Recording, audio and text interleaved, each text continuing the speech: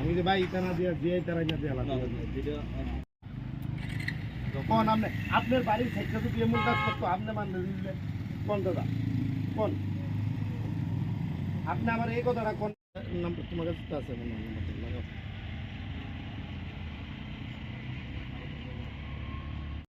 যাওয়ার পরে ইটটি দেখছি ইটটি দেখে সে দাঁড়ালাম দাঁড়ায় সে নিচের থেকে গাঁটনি দিয়ে সেটা তুলতেছে সব আদলা ইট।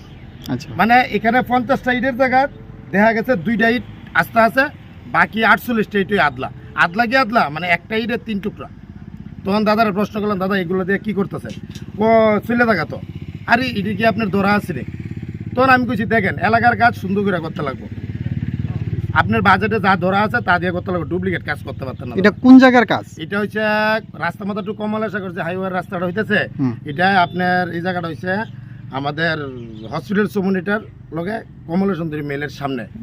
এটা কি হইতাছে? এটা কালভারের থেকে কালভার মানে হচ্ছে এটা কালভারের সাইডের যে ওয়ালটা এটা নিচের থেকে কাটিয়ে দিয়ে তুলতেছে। তারা কইতাছে ইটগুলি নাকি খুব ভালো নাম্বার। না এটা তো জনসম্পর্ক সবারই এখানে এলাকাবাসী অনেক আছে এলাকাবাসী অনেক আছে ইট একদম ইটের থেকে মনে ত্রিপুরার যার মনে হাই ইট নাই হাতে ধরলে ডাস্টার হয়ে থাকা। কে কাজটা কে করতেছে? কন্ট্রাক্টরের নাম কি জানেন? কন্ট্রাক্টরের নাম ডিডি না কি জানি আগরতলার বড় কন্ট্রাক্টর। বড় কন্ট্রাক্টর।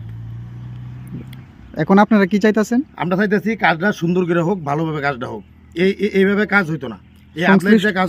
সংশ্লিষ্ট দপ্তরে কি জানাইছেন বিষয়টা?